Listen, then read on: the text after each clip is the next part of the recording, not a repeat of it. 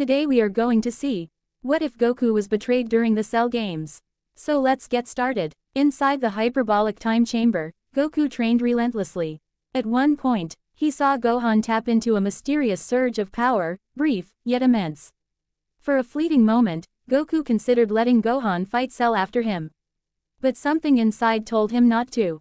So, they trained harder. Together, father and son spent the entire year mastering their strength. 10 days later, the day of the Cell Games arrived. Goku and Gohan arrived at the battlefield. The others were already there. Krillin, Piccolo, Vegeta, Trunks, each wore a grim, tense expression. The air was thick with unease, but Goku stepped forward calmly. His battle with Cell began. Blow after blow, they clashed as equals. But Goku could sense it. If he didn't push further, he might not win. He began to raise his ki higher than ever before. A golden aura surged around him, shocking everyone. Even Vegeta clenched his fists, his jaw tight with frustration. But the transformation didn't last. As quickly as it came, it faded. With no other choice, Goku activated the Kaioken, red energy swirling over his Super Saiyan form. He charged forward and delivered a devastating punch to Cell's gut, forcing him to vomit Android 18. Immediately, Cell's body shrunk and reverted to his semi-perfect form. Sensing the drop in Cell's energy, Goku didn't hesitate. He began charging a Kamehameha. With a mighty roar, he unleashed the wave, obliterating Cell completely. As the dust settled, Goku stood with a sigh of relief. He remained on guard, scanning for any sign of regeneration, but there was none. Cell was gone. He turned to his friends with a tired smile. But something was wrong. Their faces were cold, grim, unforgiving. Now, Krillin shouted. Before Goku could react, they all lunged at him, even Gohan. Vegeta struck first, his fist slamming into Goku's face. Trunks and Piccolo followed, driving their fists into his gut. Goku staggered back, confused and bleeding. What are you doing? He asked, eyes wide. Why are you hitting me? You shouldn't live anymore, Krillin growled. Goku's heart sank. What? Gohan stepped forward. His eyes were filled not with sorrow, but with hatred. They're right, Dad, he said coldly. At first, I didn't agree with them. But Mom opened my eyes. You left me and her behind to train in space while the world suffered. Everything that happened, it was because of you. His words cut deeper than any punch. Then Vegeta struck him again, this time from behind, sending Goku to the ground. Well, Kakarot, Vegeta sneered, didn't you say you were stronger than me? Let's see you prove it now. You humiliated me again, disrespected the Prince of all Saiyans. I told you, I'd be the one to kill you. Goku slowly pushed himself to his feet. He didn't fight back, not because he couldn't, but because his spirit was breaking. Hearing those words, from his own son, from his friends, shattered something inside. Another blow hit the back of his head, dropping him to his knees. Then, they all powered up. Vegeta charged his final flash. The others followed with their strongest techniques. Goku just stood there, silent, accepting. A massive explosion of light and ki swallowed him whole. When the smoke cleared, nothing remained. No body, no ashes, just silence. Good riddance, Gohan muttered. Yeah, Krillin said, forcing a smile. Now we can finally live in peace. In other world, Goku slowly opened his eyes. He found himself standing before the massive desk of King Yama. The usual energy and bustle of the afterlife were absent. The room was silent. Yama already knew what had happened. His fists were clenched, his face grim, not with judgment, but with rage barely contained. Not at Goku but at what had been done to him. He looked down at the Saiyan warrior with eyes full of something rare, pity. Even the assistants standing beside him were shocked. They had never seen King Yama, ruler of the other world, speak this softly. Yama took a deep breath and spoke, not with his usual booming authority, but with quiet sympathy. Goku, you lived your life saving others. You never asked for anything in return. You sacrificed yourself time and time again, for Earth, for the universe, for people who depended on you. And yet in the end, they betrayed you. Your own friends, your own son. His voice trembled. For a moment, Yama wasn't a god overseeing souls, he was simply someone mourning the injustice of a pure heart shattered by the ones it trusted most. This death, it wasn't meant for a warrior like you. No words can heal what they've done to you. And as much as I wish I could change it, I can't. The rules bind even me. There was a long pause. All I can do is offer you peace. I'm sending you to heaven, Goku. Goku didn't speak. He didn't cry. He didn't protest. He just stood there in silence, his eyes hollow. Two ogres approached him gently. With a soft nod, Goku followed them. As the gates to heaven opened, golden light poured out. Goku walked forward without looking back. And behind him, King Yama whispered quietly, more to himself than anyone else. You deserved better, far better than this. 7 years later. 7 years had passed since Goku's betrayal and death. The world moved on. Those responsible for his end, his friends, his son, and even his wife, carried no remorse. Not even a flicker of guilt. Chi-Chi remarried a man she admired, and Gohan offered no objection. In fact, he supported it. His younger sister, Mika, was born shortly after. A bright, innocent girl, unaware of the darkness buried in her family's past. To Gohan, what happened that day at the Cell Games was necessary. He had no regrets. He believed it was the only way to protect the Earth from Goku. Now 17, Gohan attended Orange Star High School, living under a false peace. There, he met Vital, daughter of Hercule Satan. Through a twist of fate, he was forced to enter the upcoming World Martial Arts Tournament. Out of courtesy, he informed the others, Piccolo, Krillin, Vegeta, who all agreed to join. In the days before the tournament, Gohan trained Vital, teaching her how to fly. She was a fast learner. Once her training ended, Gohan returned to sparring with Piccolo, only to realize just how much weaker he had become. He struggled to even hold Super Saiyan. And Piccolo didn't hold back. You've grown soft, Piccolo said bluntly. You let peace times rot your strength. The day of the tournament, Gohan stood among the familiar faces. The tournament had begun. When it was Vital's turn to fight Spopovich, something felt wrong. As the brutal match unfolded, Gohan clenched his fists, fury in his veins. But Piccolo stopped him. Get a Senzu Bean, he said. That's the only way you'll help her now. Gohan didn't hesitate. He soared up to Korin's tower, pushing his speed as far as he could. By the time he returned, it was over. He rushed to the medical wing. Vital was barely breathing. Without a word, he gave her the Senzu Bean. Her injuries vanished instantly, but the rage in Gohan's heart didn't fade. Back in the arena, Piccolo and Shin faced off. But something was off. Piccolo forfeited, unnerved by Shin's presence. Next match. Gohan vs. Kibito. The quiet stranger requested something odd. Show me your Super Saiyan power. Gohan hesitated, but complied. In a flash, he powered up. But immediately, Spopovich and Yamu lunged forward. Strange devices in hand, they drained Gohan's energy and fled. Before anyone could react, Shin revealed his identity. I am the Supreme Kai. And this was part of the plan. He explained the rise of Babidi and the impending resurrection of Majin Buu. Without hesitation, they followed him. The battle that followed was swift and decisive. Vegeta, without the distraction of Majin influence, obliterated Dabura before he could corrupt anyone. Babidi, left vulnerable and confused, was destroyed by Supreme Kai himself. Majin Buu was never revived. The world was safe. 4 years later, time continued to pass. Gohan and Vital married, settling into a peaceful life together. Vital soon became pregnant, and a quiet joy returned to their lives, until the day Bulma hosted her birthday party aboard her luxury cruise ship. But peace was never meant to last. That day, a mysterious presence descended from the stars. A purple cat, radiating godly power, and a calm, smiling angel beside him. Lord Beerus, the god of destruction, had come. He sought the legendary Super Saiyan god, a figure who appeared to him in a prophetic dream. But when none of the Saiyans knew anything about such a form, Beerus grew impatient and dangerous.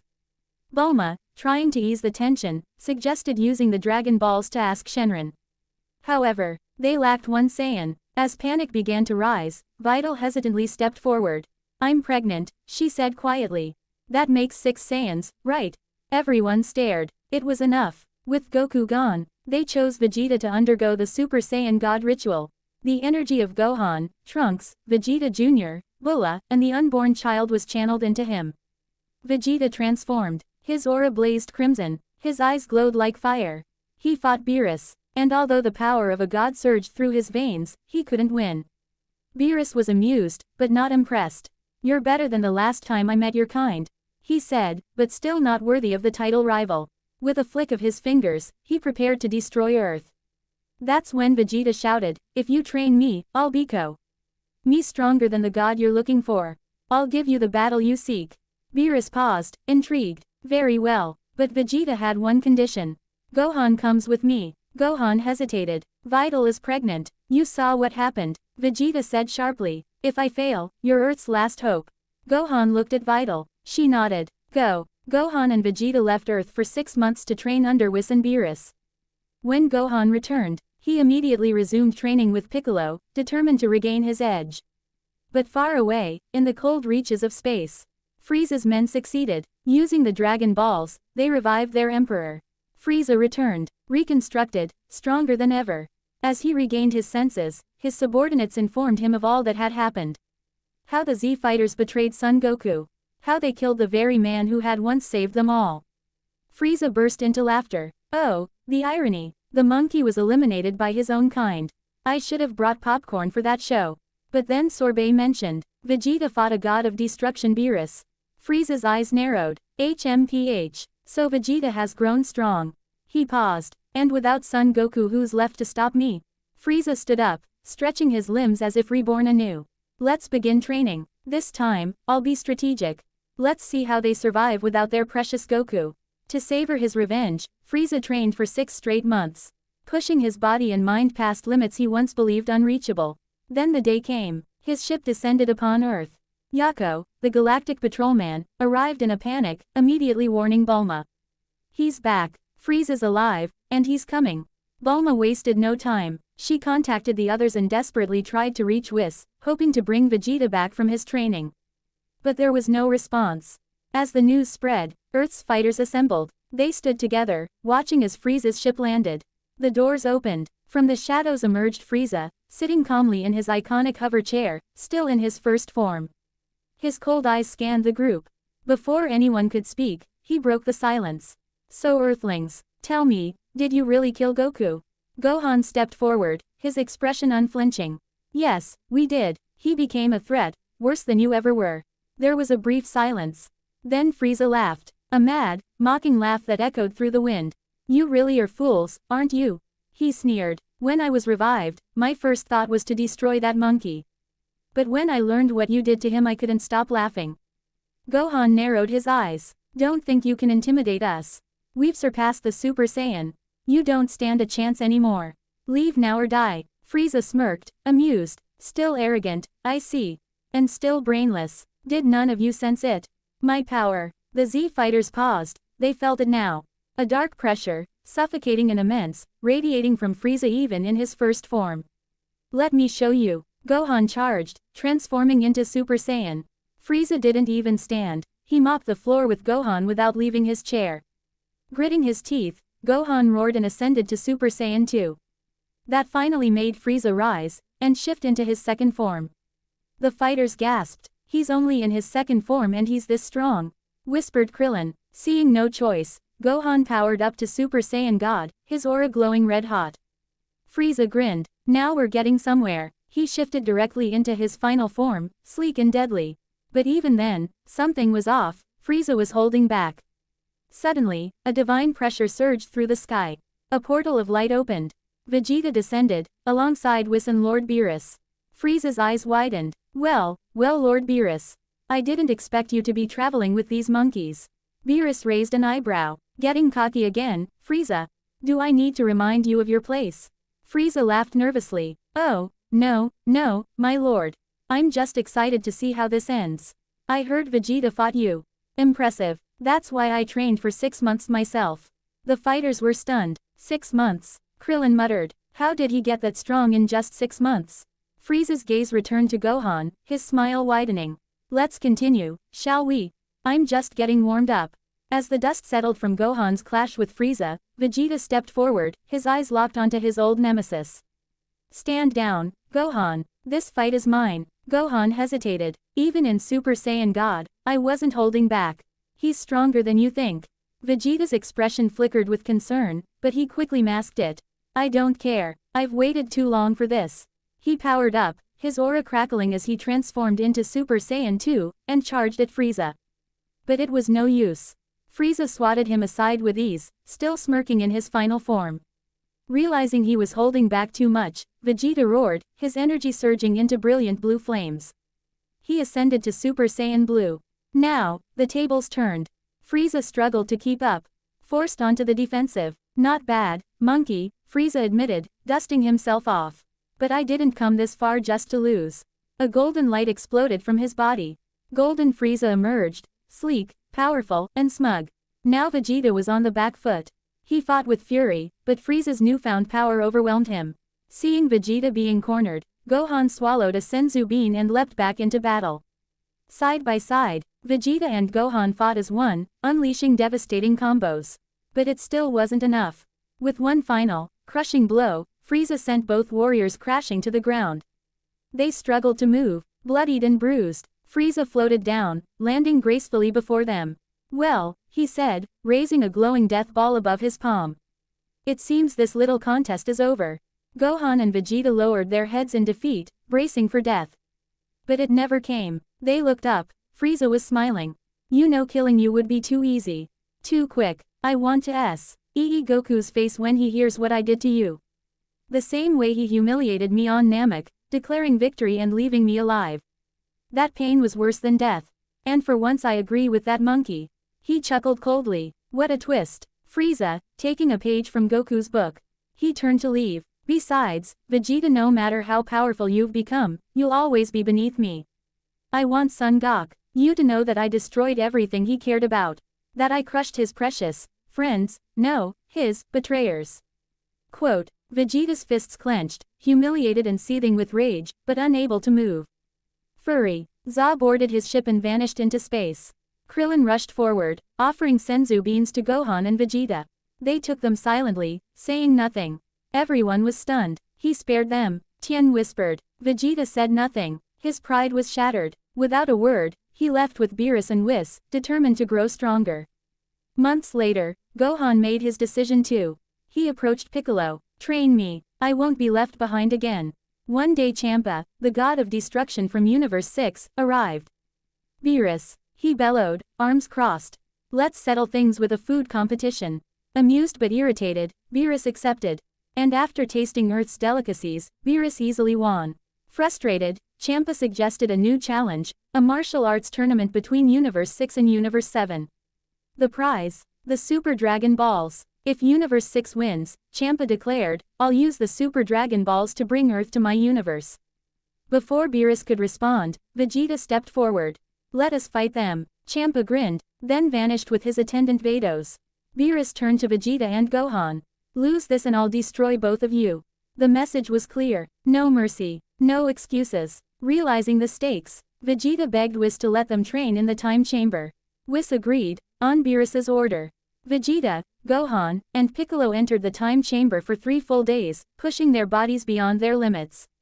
The tournament begins. When the day of the tournament arrived, Universe 7's team was ready. Vegeta, Gohan, Piccolo, Tien, Trunks. They faced warriors from Universe 6, including Cabba, a Saiyan, Frost, a being resembling Frieza, Botomo, Vegeta, and the silent assassin Hit. The sight of Frost instantly ignited a storm in Vegeta's heart. The resemblance to Frieza made his blood boil, but he controlled his rage. The matches begin. First match, Vegeta vs Botomo. Vegeta outclassed him with ease, eliminating him swiftly. Second match, Vegeta vs Frost. Vegeta didn't give Frost a chance. With each strike, he pounded him like a feral wolf, fury leaking through each blow. Watching from the sidelines, Krillin whispered, he's not just fighting Frost, he's unleashing all his anger toward Frieza. Third match, Vegeta vs Vegeta. The Metal Warrior. Vegeta struggled initially but found a way to exploit Vegeta's mental weakness and emerged victorious. Fourth match, Vegeta vs Cabba, the Saiyan from Universe 6. Vegeta showed Cabba the true potential of Saiyan evolution, forcing him to transform, then defeating him, but showing him respect. Fifth match, Vegeta vs Hit. Here everything changed. Hit used time skip, and Vegeta couldn't land a single blow.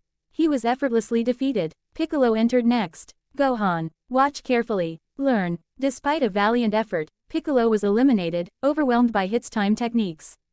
Next, Tien volunteered to go. With knowledge passed down by Piccolo and Vegeta, Tien managed to hold out longer than expected, but was ultimately defeated. Then came Gohan. He stepped into the ring, calm, focused. He had been observing, learning. Using a trial and error strategy, Gohan began analyzing Hit's patterns and timing. With every failed exchange, he got closer to the truth. Finally, with a shout, he transformed into Super Saiyan Blue, his aura a brilliant mix of red and blue. Now the tide shifted. Gohan began predicting Hit's time skip, countering his movements. Hit, for the first time, was forced on the defensive. With a thunderous final strike, Gohan defeated Hit, winning the tournament for Universe 7. As the arena quieted, a cosmic presence descended. It was Zeno, the Omni King. That was fun, he said cheerfully. Next time we'll have a tournament involving all universes. Both Beerus and Champa were stunned. The stakes had just gone from high to infinite. One day future Trunks arrived. He collapsed at Capsule Corp, panting heavily. His face is filled with fear. Bulma rushes to him. Trunks, what happened? Trunks gasps out, he's here, someone who looks exactly like Goku, but he's not him. The Z fighters tense. Gohan narrows his eyes. What do you mean? Trunks clenches his fists. This man, he destroyed my timeline. He called himself Black. And he's searching for Goku. At first, the Z fighters react with disgust. Piccolo scowls. So Goku finally lost it. We knew he'd become a problem someday. Krillin nods grimly. Maybe it's a good thing we killed him. But Trunks shakes his head violently. No, you don't understand. This isn't Goku. He only looks like him. Before they can question further, a dark energy surges in the sky. A figure. E descends slowly from a rift in space-time. His GI is black, his aura twisted and sinister. His piercing eyes scan the battlefield. Black seeks Goku, but he's gone. Black floats above them, his cold gaze sweeping over the Z fighters. He sees future Trunks first. A slow smirk forms on his face. Ah, I see. You've run to another doomed world. Trunks tightens his grip on his sword. Who are you? Why do you look like Goku? Black ignores the question. He looks past them, scanning. But something is wrong. His expression darkens. Where is he? The Z fighters exchange glances. Vegeta sneers. You have a death wish coming here. Kakarot, I'll send you back to hell where you belong. But instead of responding with anger, Black looks confused. He tilts his head. What are you talking about, mortal? Vegeta growls. Don't play dumb. I know you, Kakarot. You just can't stay dead, can you? Black's expression remains blank. Then he laughs softly. Oh, this is interesting. He floats closer, his smile widening. You believe I am Son Goku? That I am your Goku? The Z fighters tense. Something feels wrong. Black narrows his eyes. I am not your Goku. I am something far greater. And I did not come here for you, Vegeta. I came for him. Vegeta clenches his fists. Kakarot is dead. Black's smile vanishes instantly. The air grows thick with silence. What? Black lands in front of Vegeta. His gaze, once playful, has turned deadly serious. What did you just say? Gohan steps forward. Goku has been dead for years. We killed him. Black's fists tighten. His body trembles slightly. You killed Goku. Krillin nods. Yeah, he was a danger to all of us. The world's better off without him. For a long moment, Black says nothing. His dark aura flickers. His expression is unreadable. Then, he starts laughing. Not a chuckle, not amusement. Pure, twisted hysteria. Ha ha ha ha ha ha ha ha. The Z fighters step back. Even Trunks feels a shiver of unease. Black stops. His eyes gleam with something terrifying. You pathetic mortals. You really thought yourselves wise. He raises a hand, slowly curling his fingers. His black keyblade forms, crackling with divine power. His smile disappears. You robbed me of my greatest pleasure. The battle I was destined for. You took Goku away from me before I could break him. Before I could show him the true beauty of despair. The Z fighters ready themselves for battle. Vegeta transforms into Super Saiyan Blue.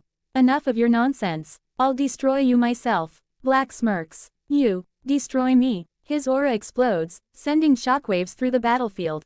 He stares directly into Vegeta's eyes and says, "You're not even a worthy replacement. You're just a second-grade weakling." Vegeta's eyes widen in fury.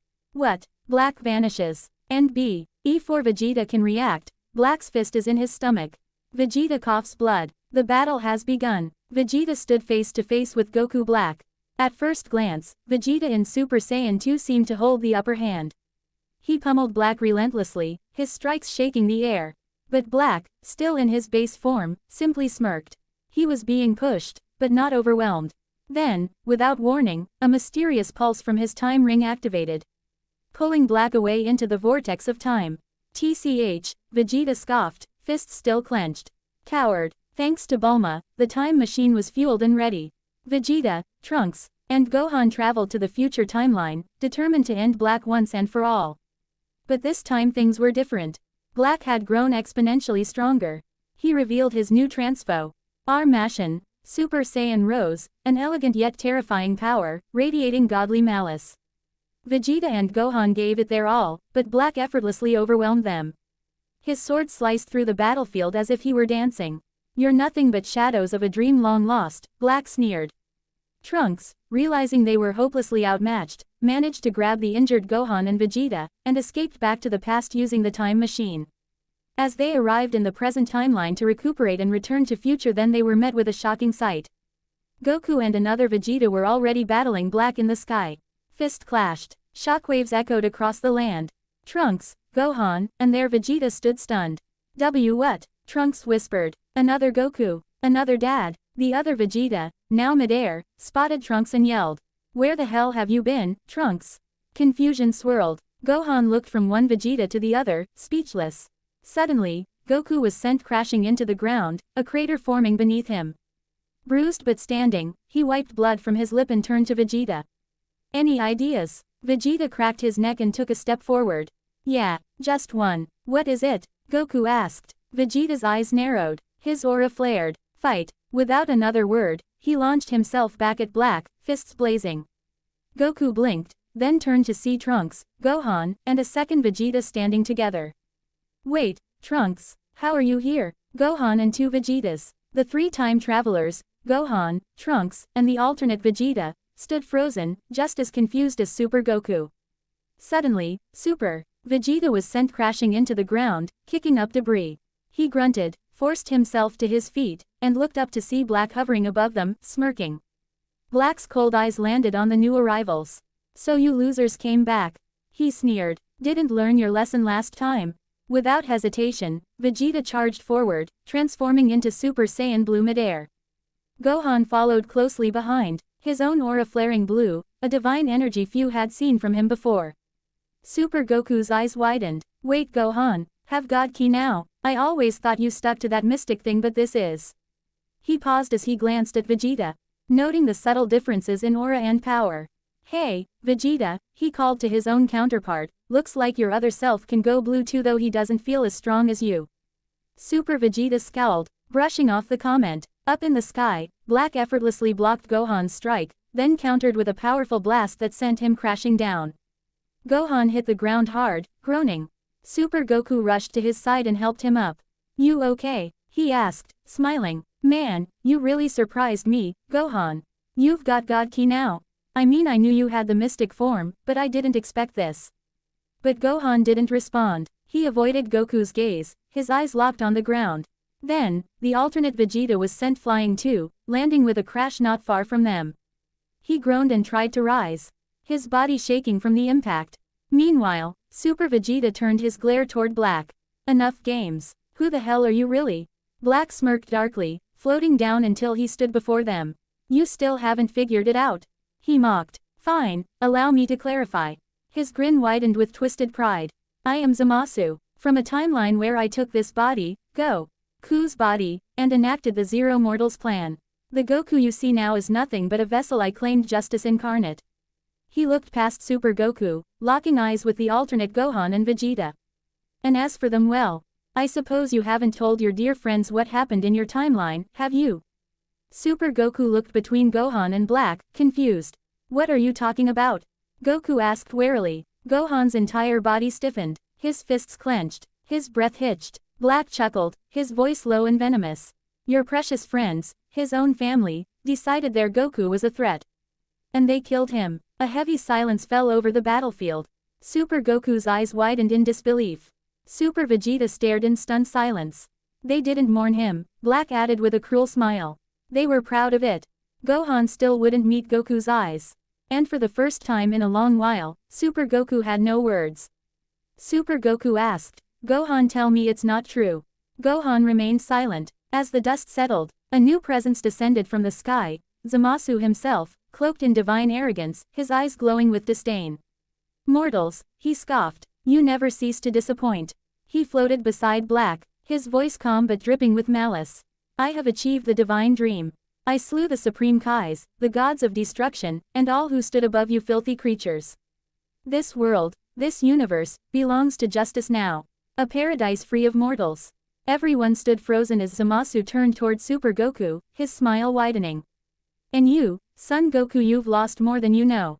In the timeline where we stole your body, Black and I personally killed your wife, Chi-Chi, and your son, Goten. Their screams were enlightening. In that instant, something inside Super Goku snapped. His aura erupted into a blazing inferno, shaking the very earth beneath them. His pupils vanished as he let out a primal roar, his energy climbing beyond reason.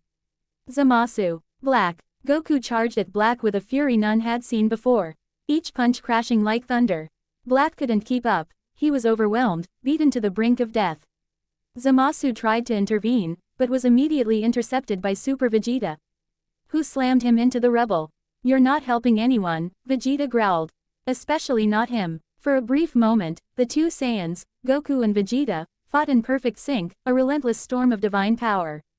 Together, they nearly annihilated Black. But it wasn't over. Zamasu rose again, untouched.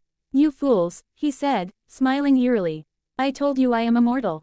No matter how hard you try, I will not die. Realizing they had no other option, Goku gritted his teeth and reached into his GI. Then I'll call someone who can end you. He pulled out a small button. A moment later, the skies warped, and Zeno, the king of all, appeared in a flash of light. Goku pointed to Zamasu. He's the problem, Zeno. He killed the gods, the people, everyone. Without a word, Zeno raised his hand, and erased Zamasu from existence in a blinding pulse of divine energy. Then, as calmly as he came, Zeno returned to his palace, leaving silence behind. Super Goku turned to face the three travelers, Gohan, Trunks, and the alternate Vegeta. Gohan, what happened in your timeline? He asked softly. Gohan looked down, silent. Super Goku waited, but Gohan never spoke. From the side, Super Vegeta spoke gruffly. Kakarot, let's go. He turned, nodding to Trunks. Come on, drop us back in our timeline. I don't know why you brought them, he said, glancing coldly at his alternate self and Gohan. Alternate Vegeta stepped forward, scowling. You're siding with that clown. After all the times he humiliated you. Where's your pride? Super Vegeta walked past him, unmoved. You may have my face, my voice, but you're not me. He looked him dead in the eye. You're just a pathetic fool pretending to be a warrior. Enraged, the alternate Vegeta charged, but Super Vegeta didn't flinch. With a single punch, he knocked him out cold. He spat on the ground beside him. Pathetic. Without another word, Super Goku, Super Vegeta, and Trunks vanished through the time machine, returning to their timeline. Later, when the dust had settled and the skies were quiet, Gohan and the beaten Vegeta slowly stood. With heavy hearts and unspoken regrets, they returned to their own time with Trunks' help, where memories, guilt, and scars awaited them. Not long after Zamasu's erasure, peace barely had time to breathe. Zeno, now restless and bored once again, clapped his hands with childlike excitement. Let's have a tournament with all universes. The tournament of power was born. The rules were brutal. 10 warriors from each universe, and only the last universe standing would survive. The losing universes would be erased. Back in Universe 7, panic set in. With so much at stake, Beerus barked out orders to gather the strongest fighters available. One by one, the team began to form. Gohan appointed team leader Vegeta. Piccolo, Krillin, Android 18, Android 17, Tien, Trunks, and Frieza. Beerus himself threatened to erase Frieza if he dared refuse. That made 9, but they were still one warrior short. A heavy silence fell over the group. Gohan clenched his fists, hesitant. There is someone, but Vegeta narrowed his eyes. Don't say it. Gohan sighed, knowing the backlash that would come. Goku. The room tensed immediately. Krillin looked away. Even Piccolo said nothing. Vegeta scoffed. You want to bring him back? After everything? After what we did? Gohan stayed quiet. His silence was enough. Krillin hesitated. Even if we wanted to, would he even agree? Then came Beerus's voice, sharp and commanding. I don't care what family drama or moral crisis you're dealing with. His gaze turned cold. Bring Goku back. I think he will be useful. No one argued. Under the god of destruction's glare, they had no choice. And so, despite the backstabbing, despite the history, they began to bring back the very man they once betrayed. The countdown to universal survival had begun. Reluctantly, they traveled to Fortuneteller Baba's palace. Bulma placed a hand on her hip. Baba, can you bring back Son Goku? Baba hesitated. Are you sure? After what happened, I don't think you'll like what you see. Vegeta crossed his arms. Just do it. Baba sighed and waved her hand over her crystal ball. The spell was cast. At first, nothing happened. Then, a figure materialized in the mist. The Z fighters expected Goku. But instead, what stood before them was something else.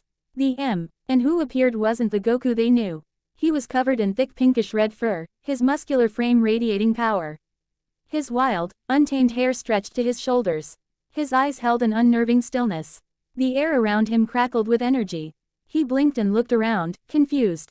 Then, in a calm, unfamiliar voice, he asked, "Who are you?" They had expected anger, resentment, or even fury. But this man, who should have been Goku, didn't even recognize them. But it wasn't just his appearance that shocked them. It was his words. When they called him Goku, he looked at them with confusion and said, "Why are you calling me that? My name is Bardock." A stunned silence filled the room. "Be Bardock," Bulma stammered, her face going pale. "That's impossible," Vegeta growled. Bulma quickly whispered to Baba, "Is this really Goku?" Baba's eyes darkened. Yes and no. Everyone turned to her. His is Goku, but something happened. Vegeta's fists tightened. "TCH. You mean Kakarot has somehow become Bardock?" Baba nodded gravely. The warrior stood before them, covered in wild red-pink fur, his long hair swaying in the wind. His piercing gaze showed no recognition of the people standing before him. The Z fighters had called him Goku, Kakarot, even Dad. But his only response was a confused frown. "Kakarot, Goku, I don't know anyone by that name."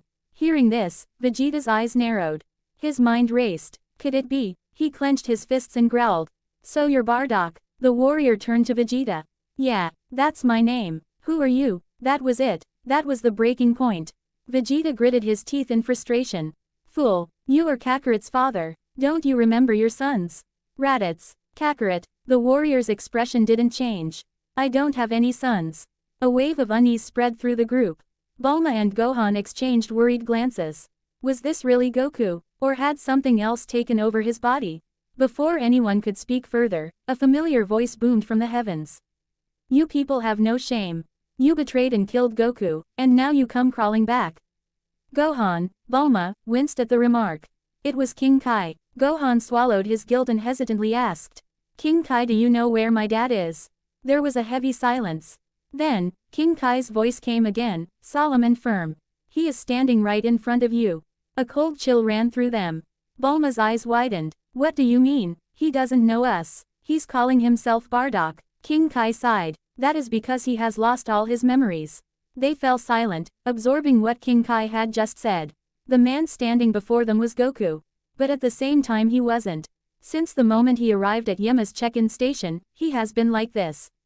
He didn't recognize me, or his grandpa Gohan. Or to make things even stranger, we don't know what kind of transformation this is. Even the Kais are clueless. The warrior, Bardock, Goku, watched their reactions in silence. Bardock, or the man who was once Goku, turned away from them. "I have no time to waste with you people." His voice was sharp, uninterested. "I need to find my mother. I'm leaving." The Z fighters were at a loss. They had come here for Goku, the strongest fighter they knew, the hero of Earth. But the man before them was Goku at the same time he wasn't Goku. As Bardock began walking away, Bulma quickly called out, "Wait." He stopped but didn't turn around. "We need your help." Her voice was urgent. "The universe is at stake. Don't you want to fight?" For a moment, there was silence. Then Bardock finally turned his head slightly. "No, I'm not interested." Suddenly, a familiar powerful presence appeared behind them. Beerus had arrived. The god of destruction floated down, his arms crossed, his expression a mix of annoyance and confusion. He took one look at Bardock and froze. What the hell is this? A Saiyan in that form? Even he, a god of destruction, had never seen anything like it. But he shook off his surprise and glared at the group. "Why are you wasting time?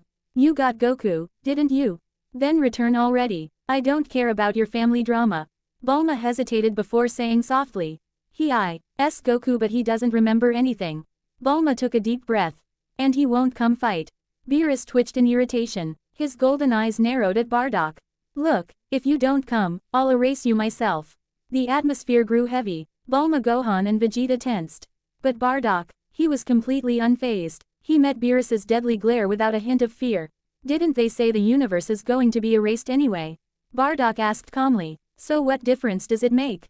Beerus's eye twitched. Bardock continued, his voice cold and certain. Besides, I'm already dead. You can't do anything to me. Then he turned away again. Beerus's aura flared dangerously. Hey, come here, he commanded. Bardock sighed. He slowly turned back, meeting Beerus's furious gaze with indifference. What's your problem? I should be going. I need to find my mother. The Z fighters looked at each other helplessly. Nothing was working. Then, Bulma spoke again. If you help us, we can help you find your mother. Bardock glanced at her. His eyes narrowed. Why should I trust you? His voice was sharp, his tone full of doubt. I heard things in Otherworld that you betrayed your friend. I don't even know what friend means. But I understood this. You did something terrible to someone you knew. I am not ready to take that risk. Bulma and Gohan felt a weight was dropped on them. Bardock had no memories, but even the dead whispered of their betrayal of Goku. And now, their greatest hope for survival wanted nothing to do with them. Beerus crossed his arms and spoke with authority. If this universe is destroyed, you will be erased along with it. That means your mother, Jine, will be gone too. Bardock's expression darkened. Don't you want to meet her? For the first time, Bardock paused. The thought lingered in his mind. He had been searching for her, but what if she truly no longer existed? After a few moments, Beerus pressed further. If you come and fight, I will make sure you meet your mother. Bardock's eyes narrowed. Why should I trust you? Beerus growled, his patience wearing thin. I am a god. I don't lie. Bardock studied him. The destroyer's words carried weight. Finally, he exhaled sharply and nodded. Fine, I will come, but don't deceive me. Beerus smirked. I don't break my promises. With that, Bardock took off, flying alongside the others toward Capsule Corp. When they arrived, the Z fighters were stunned. The warrior before them looked like Goku but wasn't. His wild, red-pink fur, piercing gaze, and cold expression were nothing like the Goku they remembered. Just then, Chi-Chi arrived. Her eyes widened in shock before twisting into pure rage. What are you doing here? Her voice rang across Capsule Corp, venom dripping from every word. Haven't you brought enough problems? She marched forward, pointing an accusing finger at Bardock. Because of you, we lost everything. You abandoned us. You caused all of this. The others winced at her harsh words. Gohan quickly stepped forward. Mom, wait, he doesn't know us. Chi-Chi snapped her head toward Gohan. What? Gohan sighed. He doesn't remember anything. The room fell into silence. The revelation shocked everyone, but Chi-Chi she refused to believe it. Do you expect me to believe that? Her voice was filled with rage and disbelief. She stormed forward. I know you're pretending, Goku. Slap. Her palm connected with Bardock's face.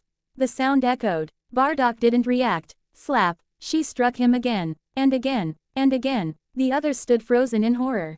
Chi-Chi screamed, her voice shrill and trembling with fury. You selfish bastard. You ruined my life. You ruined everything. Bardock stood there, unmoving. Her words hit like rain against iron, utterly meaningless. But then, she raised her hand again. A mistake. For just a flicker of a moment, something snapped. Bardock's eyes narrowed. A storm of ki exploded out of him.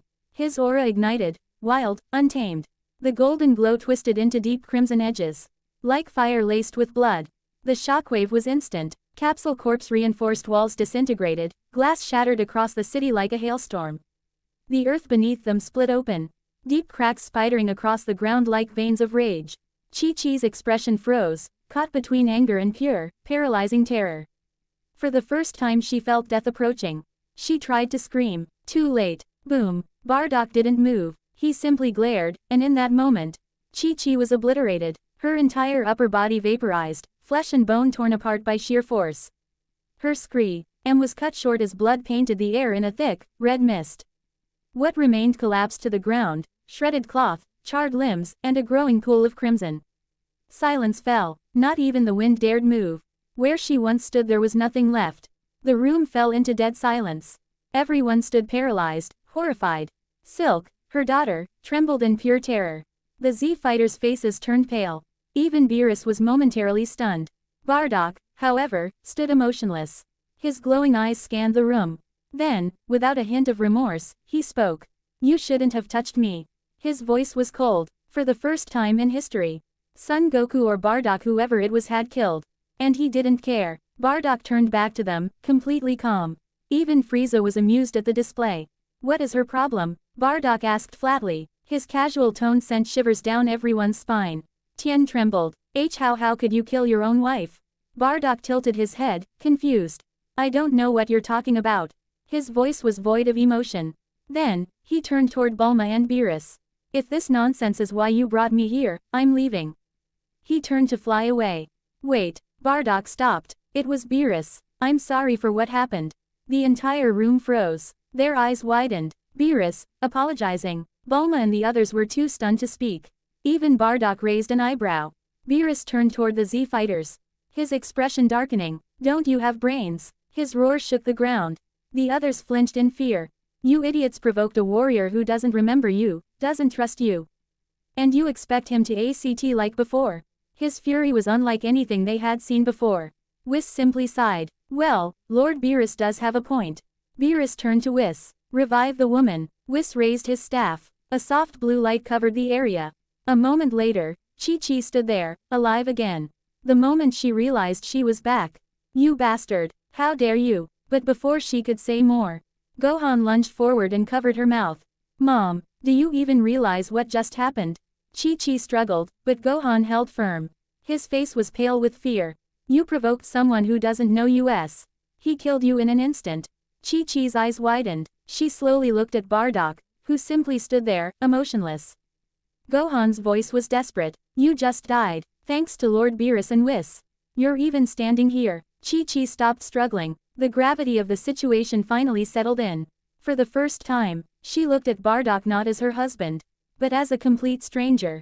A stranger who had no hesitation in erasing her from existence. A stranger who wasn't Goku anymore. Bardock crossed his arms. So, are we done? Beerus sighed. Yes, we're done here. Bardock looked at him carefully. And you still plan to keep your promise? Beerus nodded. Yes, I always keep my word. Bardock smirked. Good. He then turned to Bulma. Tell me where to go for this tournament. Let's get this over with. Quote. Bulma swallowed hard and nodded. The Z fighters remained silent. For the first time, they realized. The Goku they once knew was truly gone. And in his place, a warrior colder than Frieza himself had taken his place. The warriors of Universe 7 arrived in the Null Realm, the eerie, boundless stage for the Tournament of Power. As they stepped onto the platform, most of the fighters, Gohan, Vegeta, Krillin, Piccolo, 17, 18, Tien, Trunks, spread out, scanning the endless void and sizing up the other universes, teams. But two figures stood still. Bardock, silent as ever, arms crossed, observed everything with sharp eyes. Frieza merely smirked, his golden tail swaying, unimpressed by the competition. Nearby, Vegeta caught sight of a familiar energy approaching. Master. Vegeta turned sharply. Cabba rushed toward him, two unfamiliar Saiyan girls following close behind. Don't call me that, Vegeta growled, irritated. Cabba slowed, but his eyes drifted toward the lone warrior standing apart from Universe 7. A man with wild, spiked hair, a deep scowl, and a halo floating above his head. Master, who is that? I didn't see him in the last tournament. Vegeta barely spared Bardock a glance. Don't waste your time, he's just a clown. The girls behind Cabba finally stepped forward. Caulifla sized Vegeta up and scoffed. Old man, you don't look that tough. I don't get what Cabba sees in you. Vegeta's eyes narrowed. Watch your mouth, brat. Save the barking for the match. Just then, all eyes turned toward Universe 11, and specifically to Jiren. The mortal said to rival gods. A silent, suffocating pressure filled the air as even the gods of destruction turned their gazes but not toward Jiren. Their eyes locked onto Bardock. Not because of overwhelming ki, but because of something else. A glowing halo above his head. The halo of the dead. Quitella, Universe 4's destroyer, snickered loudly. Really, Beerus? Scraping the bottom of the barrel, are we? You brought a corpse to the tournament. Champa joined in, chuckling. I always knew you were desperate, Beerus, but dragging a dead guy to battle. That's a new low. Beerus said nothing. His gaze remained on Bardock, expression unreadable. Bardock didn't flinch. He didn't even look at them. He just kept staring at the battlefield. Waiting. While most fighters dismissed Bardock as an afterthought, A relic of the past with no presence to speak of, one warrior took silent interest. Not because of Bardock's power, but because of his stillness. His coldness. It wasn't arrogance. It wasn't bravado. It was emptiness. An utter lack of care for those around him, a feeling that resonated with this particular observer. Their eyes met for a moment, expressionless. Two souls cut from a similar cloth. Then, a burst of divine light appeared above the arena. The Grand Priest descended, his serene face unshaken by the weight of what was to come. "Welcome, warriors, to the Tournament of Power." His voice echoed across the realm, reaching all corners of the boundless void. "The rules are simple. Killing is strictly prohibited. Flight is disabled, unless it is a natural trait, such as wings. The GOAL is to knock your opponents off the ring. Once eliminated, a fighter cannot return. When all 10 warriors of a universe are defeated, their universe will be erased." The air thickened. Tension settled like fog over the arena. "Begin." A massive gong echoed across the arena, and chaos erupted instantly. As the Tournament of Power erupted into chaos, the warriors of Universe 7 began scattering across the ring. On Gohan's recommendation, he remained grouped with Krillin, Tien, and Piccolo, familiar allies he could trust to coordinate as a team. He had suggested the same to Android 17, 18, and Vegeta, but as expected, they went their own ways. Gohan didn't press them. He didn't even bother speaking to Frieza. There was no point. That lizard would never take orders. But then there was Bardock. Gohan hesitated. He stood a few feet away from him, unsure. Bardock wasn't just another fighter. He wasn't like the others. He wore his father's face. His stance, his eyes, everything reminded Gohan of Goku. And yet he wasn't. Gohan clenched his fists. He remembered it too clearly, the day he killed his father. Not in rage, not in a fight, but with cold logic because they thought it was the right thing. He swallowed the guilt again. That memory, it haunted him. Beerus's eyes were locked on Bardock. Everyone else had moved, fought, clashed, but Bardock, he hadn't moved an inch since the tournament began. His arms were folded, his expression unreadable. He stood like a statue amidst chaos. The tension around Beerus finally snapped. "Hey, Bardock," he barked, his voice echoing across the arena. "Stop standing around and fight. We had a deal, remember?" Bardock slowly turned his head toward the god of destruction, his face unamused, voice calm and detached. "They're all weaklings," he said flatly. "Why should I waste my time on trash?" A sudden stillness swept over the arena. The other gods of destruction, watching from their floating thrones, stiffened. Some narrowed their eyes. "You sure are cocky for a mortal," sneered Belmod, Universe 11's destroyer. "HMPH. Typical Saiyan arrogance," muttered Champa, arms crossed. But Bardock didn't respond. He sighed, disinterested. Then, finally, he moved. From Universe 3, a group of 3 cybernetic warriors charged him. Each raised a hand, their mechanical arms glowing with compressed energy cannons. They fired simultaneously. 3 B.ams of condensed energy ripped through the air. And missed. No impact. No explosion. Just silence. The 3 Universe 3 warriors blinked, confused. Suddenly, they realized. They were no longer standing in front of Bardock. They were on the bleachers, out of the match. The entire arena froze. Gasps echoed from spectators and fighters alike. The destroyer of Universe 3 stood up, eyes wide. What just happened? Bardock hadn't moved an inch from where he was. He was still in the exact same spot, arms folded. His aura, cold, detached, absolute. The arena trembled with tension. Bardock finally stepped forward. His movements were relaxed, almost bored. Sensing an opportunity, multiple warriors from various universes rushed at him, surrounding him with power flaring and battle cries echoing. The next moment, they were gone. On the bleachers, eliminated. Gasps filled the air. The angels and gods of destruction observing the battle all took notice. "He's not prolonging the fights," mused Whis, eyes narrowed. "It's not a tournament," sneered Champa. "It's a massacre." Beerus smirked, arms crossed. "What happened, Champa? A few minutes ago you were full of yourself. Afraid your little toys don't stand a chance anymore." Quote. Suddenly, Caulifla leapt forward. "Hey, Bardock, fight me," she yelled, transforming into Super Saiyan midair. Bardock didn't even look at her. "Get lost, kid." The words hit her pride like a slap. Enraged, she lunged at him. Bardock turned casually, and swatted her like a fly. She flew across the arena and landed unceremoniously on the bleachers. Silence followed. The fighters from every universe stared in disbelief. "He's not even trying," Krillin whispered, sweat dripping from his brow. No, said Piccolo calmly. He's infusing his strikes with precise ki. Every hit is calculated, efficient. The angels were watching closely now. Interesting, Vados muttered. It seems Lord Beerus didn't bring a warrior. He brought a hunter. Furious at seeing her sister humiliated, Kale lost control. Her aura exploded, blinding green. The arena shook under her transformation into the legendary Super Saiyan. She charged Bardock in a blind rage and landed a heavy punch straight to his chest. Champa jumped up, hope sparking in his eyes. Yes, Kale, eliminate him. But Bardock just smirked. Amused at her power, he decided to entertain her for a moment, dodging, blocking, exchanging a few heavy blows.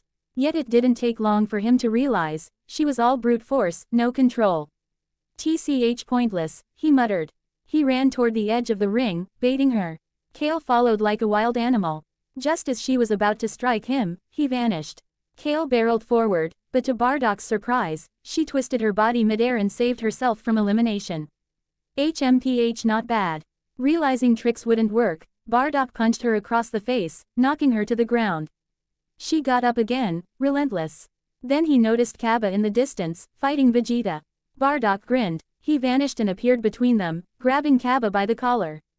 You'll do nicely. With Kaba in hand, he dashed again toward the edge of the ring.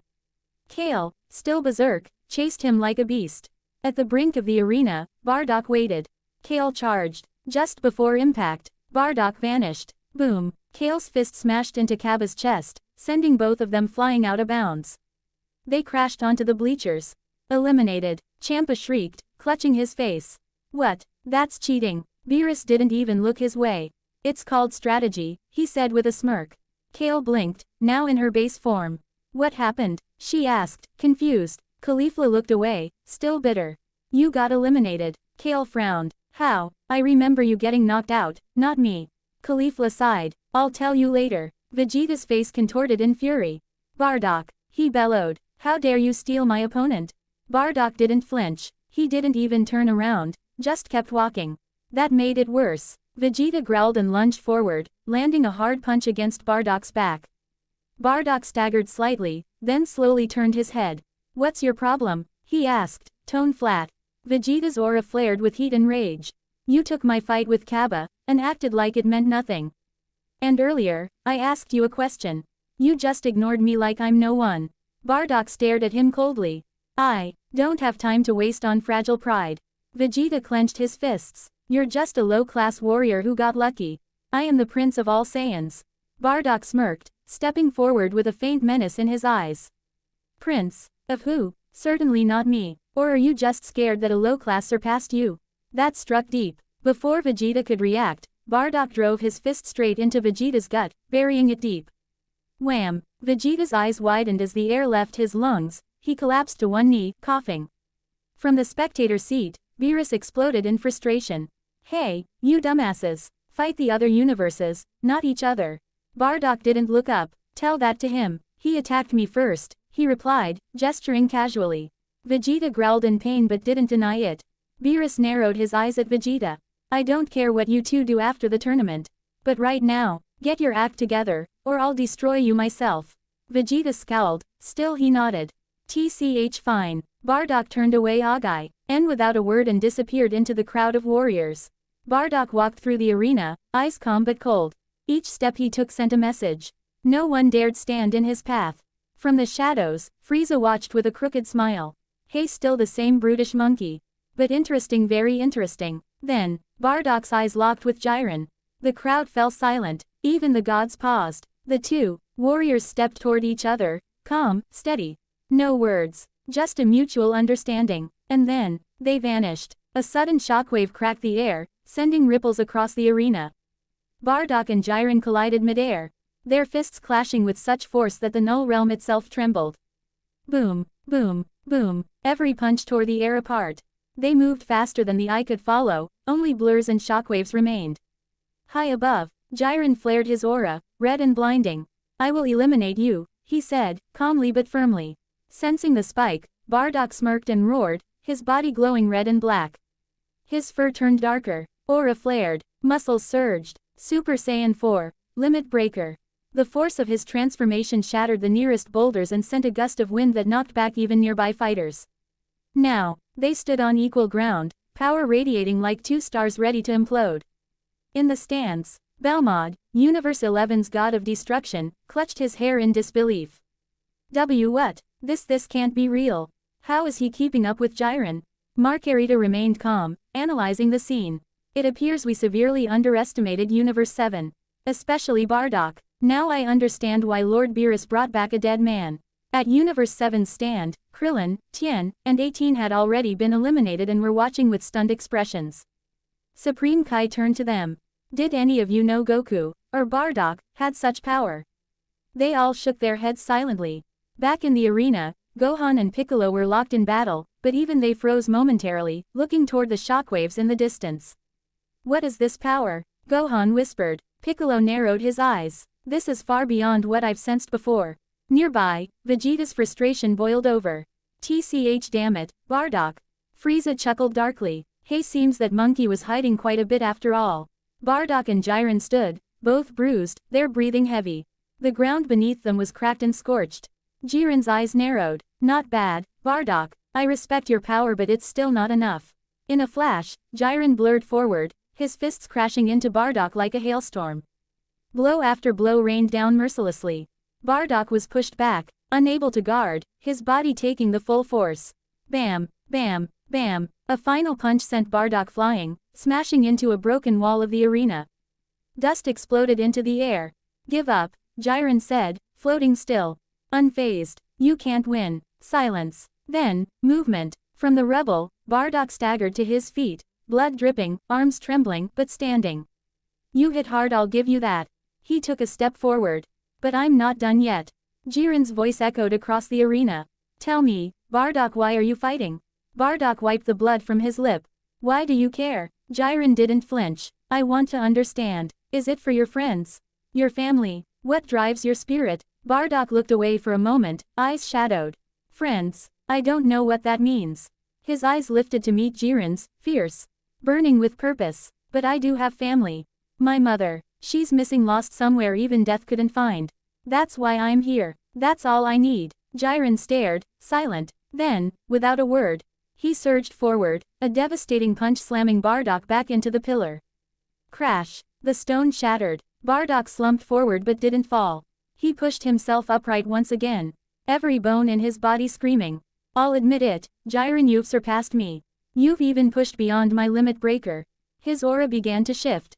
But let's see. His voice hardened. Can you stand against my final form?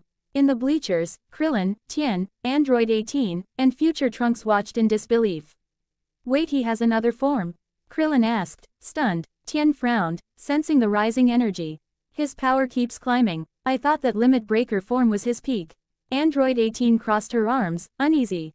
This is getting ridiculous. How strong is he? Trunks remained silent, eyes fixed on the battlefield. Meanwhile, on the battlefield, Gohan and Piccolo stood frozen. That energy, it's completely different from before, Piccolo muttered. I didn't even know my dad had this much power left in him. Gohan whispered, his voice filled with awe. Vegeta, watching from a distance, was shaking with rage. Damn it, no matter how hard I train, Kakarot is always one step ahead. His aura flared in frustration, his pride burning. Then, Bardock raised his ki. The entire Null Realm trembled, as if the very fabric of space was cracking beneath the pressure. Even the Grand Priest's eyes widened, a faint smirk tugging at the corners of his lips. Gasps echoed among the gods and angels, many of them standing from their seats in disbelief. A blinding aura erupted around Bardock, swallowing the battlefield. From within the light, they could hear a deep, primal roar, not one of pain, but of something being unleashed, something terrifying. The arena was consumed by blinding white light, forcing everyone to shield their eyes. The moment it faded, a thick smoke rolled across the ring, cloaking Bardock from view. But the energy, the sheer pressure, was unmistakable. It wasn't just powerful, it was primal and raw, overwhelming, and ancient. As the smoke slowly cleared, the figure of Bardock came into view. The spectators were left awestruck. His hair had turned pure white, cascading down to his back, glowing softly with energy. A single floating bang hovered at his forehead. His once pink fur now shimmered in silver, as though blessed by the cosmos itself. Bardock stood tall, eyes locked on Jiren. I didn't expect anyone here would push me far enough to use this form, he said, voice calm yet thunderous. Jiren, I'll give you that much. This is Super Saiyan 5, Bardock declared. The moment the words left his lips, Jiren's eyes widened, a sharp pain bloomed in his gut. He coughed blood. Looking down in disbelief, he saw Bardock's fist buried deep in his abdomen. No one, not Jiren, not the spectators or participants, had seen Bardock move.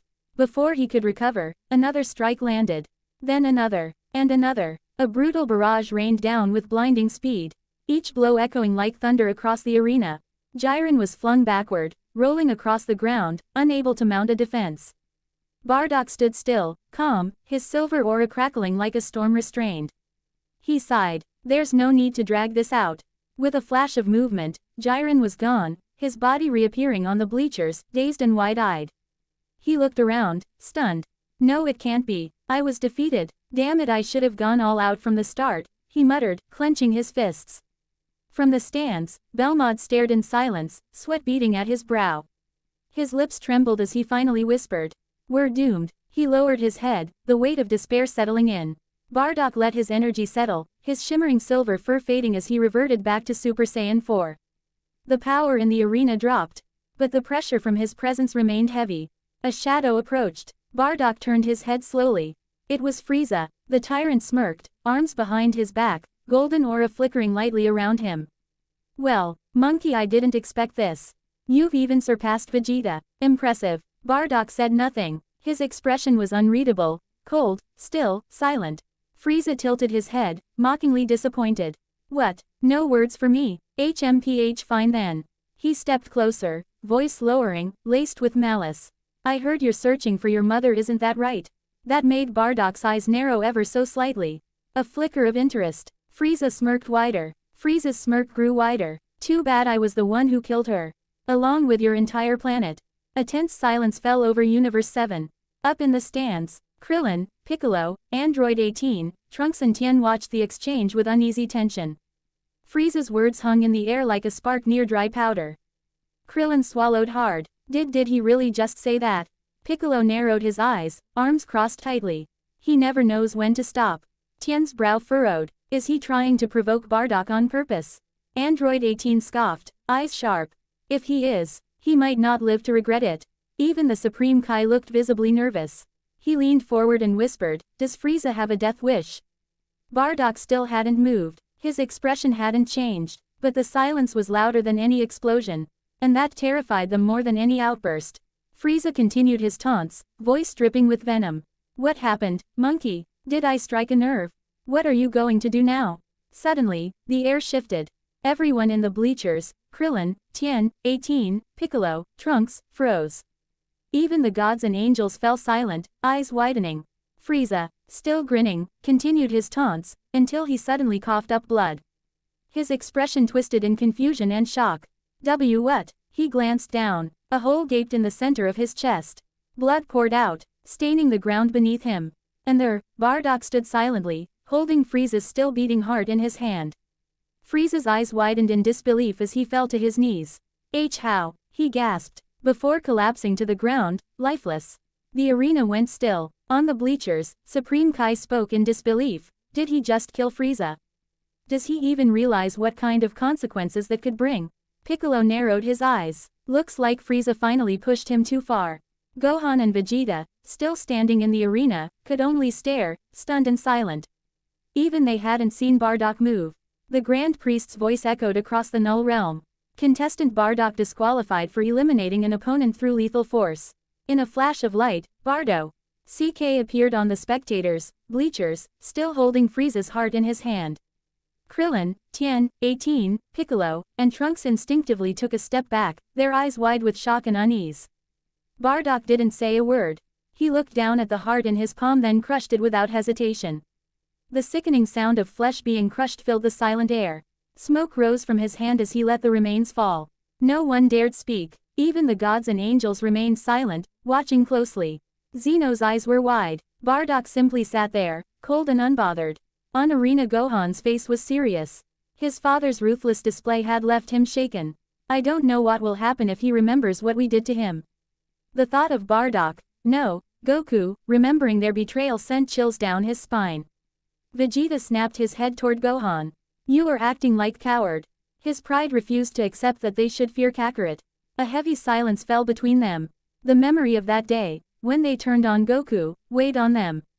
Gohan's voice was cold. Tell me, Vegeta, do you think we stand a chance against him now? Vegeta didn't answer, because deep down, he already knew the answer. Then, Beerus spoke. You got us eliminated, fool. His voice was filled with anger, but also a hint of something else, unease. Bardock tilted his head, completely unfazed. Then he spoke. Isn't Jiren eliminated? Everyone turned to look at him. Confused. Are your warriors weaklings that they can't defeat the rest without me? His words cut deep, not just for Universe 7, but for everyone watching. Silence across the arena. The gods and other universes watched, shocked by Bardock's audacity. Was he mocking them? Was he challenging the very idea of elimination? Even Zeno blinked in curiosity, his childlike mind processing Bardock's words. Beerus growled, his fists tightening. Watch your mouth, Saiyan. But Bardock remained unshaken, staring Beerus directly in the eyes. In the arena, Vegeta gritted his teeth. Damn Kakarot, he has no fear of the gods. With the combined strength of Vegeta and Gohan, both Dispo and Toppo were eliminated. Android 17, the final fighter remaining for Universe 7, secured their victory.